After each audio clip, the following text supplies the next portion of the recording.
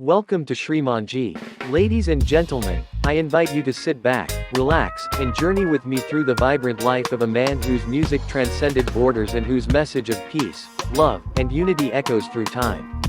This is the story of Robert Nesta Marley, known to the world simply as Bob Marley. But don't let that simple name fool you, behind it lies a legend. Bob Marley was born on February 6, 1945, in the small village of 9 Mile in St. Ann Parish, Jamaica. Now, if you're picturing a tropical paradise, well, let's just say 9 Mile wasn't exactly that. It was more like a dot on the map, a humble village where life's rhythm was dictated by the rise and fall of the sun, and where the melodies of the Caribbean filled the air long before young Marley even picked up a guitar. Bob's mother, Cedella Booker, was a young Jamaican woman of African descent, and his father, Norval Sinclair Marley, was a middle-aged white man from England. Now, you might think, what an unusual pairing, and you'd be right. Their relationship was met with its share of raised eyebrows and skepticism, but out of it came a boy who would one day sing to the world. Bob's childhood wasn't the picture-perfect story you might imagine. He didn't grow up in wealth or comfort. No, Bob grew up in a modest household, where life was as challenging as it was enriching. His father was mostly absent, providing little more than a name, and young Bob faced his fair share of struggles. He was often teased and called names like half-caste, a term for those of mixed race. But as it turns out, it takes more than taunts to break the spirit of a legend in the making. Bob was drawn to music from an early age. Music was not just a part of his life, it was the very air he breathed. Like many young Jamaicans, he was influenced by the sounds of American rhythm and blues, which drifted across the Caribbean via radio waves. He was particularly inspired by Fats Domino and Ray Charles, whose records made their way into the Marleys' modest home. But it wasn't until Bob met Neville, Bunny Livingston, later known as Bunny Wailer, and Peter McIntosh, later Peter Tosh, that his musical journey truly began. The trio started playing music together, blending American R&B with Jamaican ska, rocksteady, and eventually reggae, a new genre that was bubbling up from the streets of Kingston. Now, before you think these young men had it easy, let me tell you, the road to fame was not paved with gold records. It was more like a bumpy path filled with rejection and uncertainty.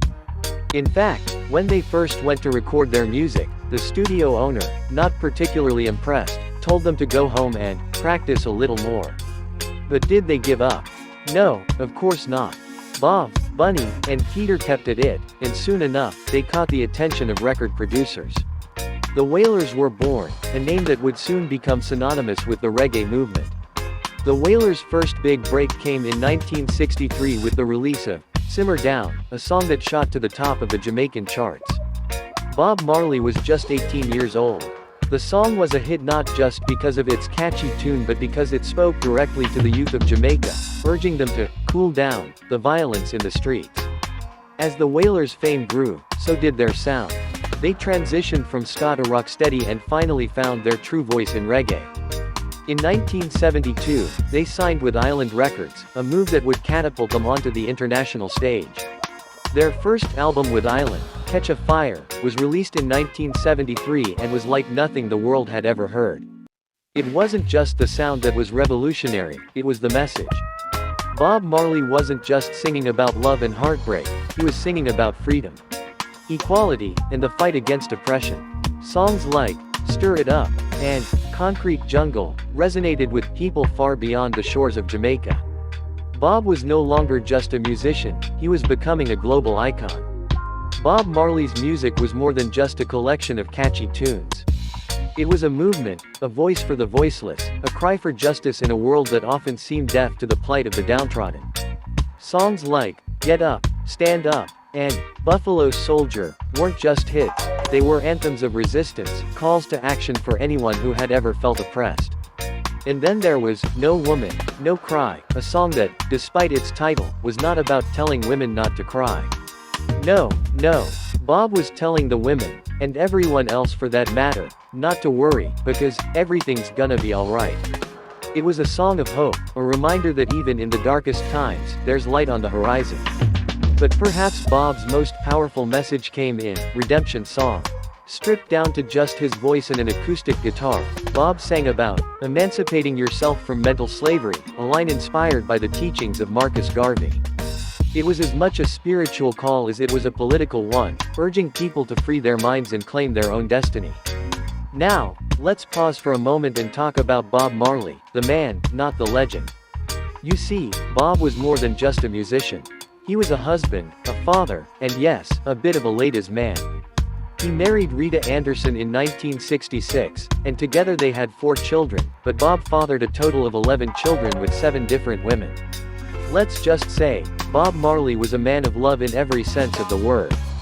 But despite his complicated personal life, Bob was deeply spiritual.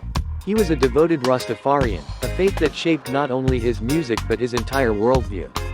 Rastafarianism taught him that Haile Selassie I, the former emperor of Ethiopia, was the reincarnation of Christ and that Africa was the true Zion.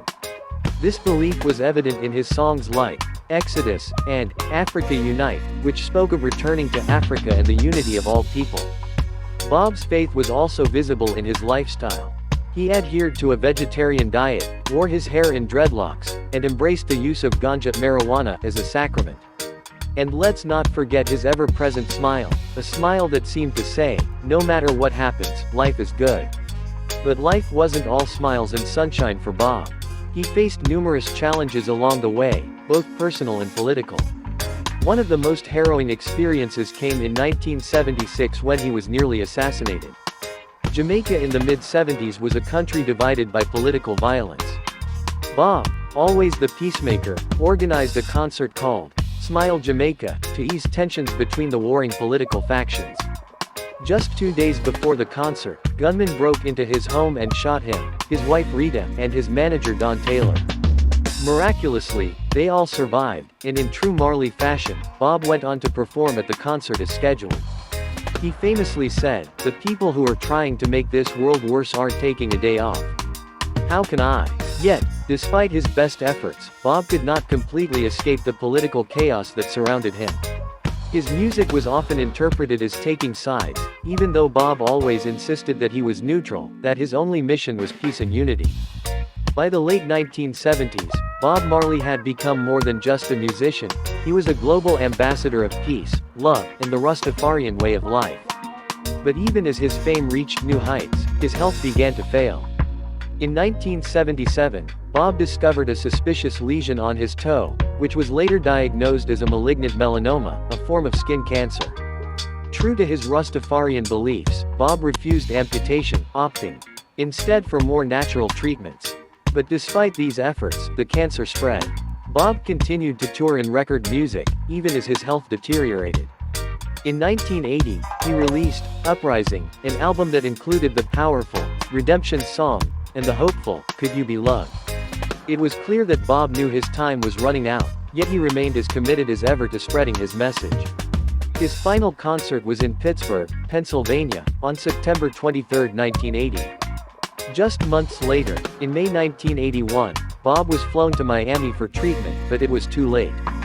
Bob Marley passed away on May 11, 1981, at the age of 36. His final words to his son Ziggy were, "Money can't buy life." And with those words, the world lost one of its brightest stars. But Bob Marley was more than just a man, he was a movement. And like any great movement, his influence didn't end with his death. In fact, it only grew stronger. His music, once confined to the streets of Kingston, now resonates across the globe.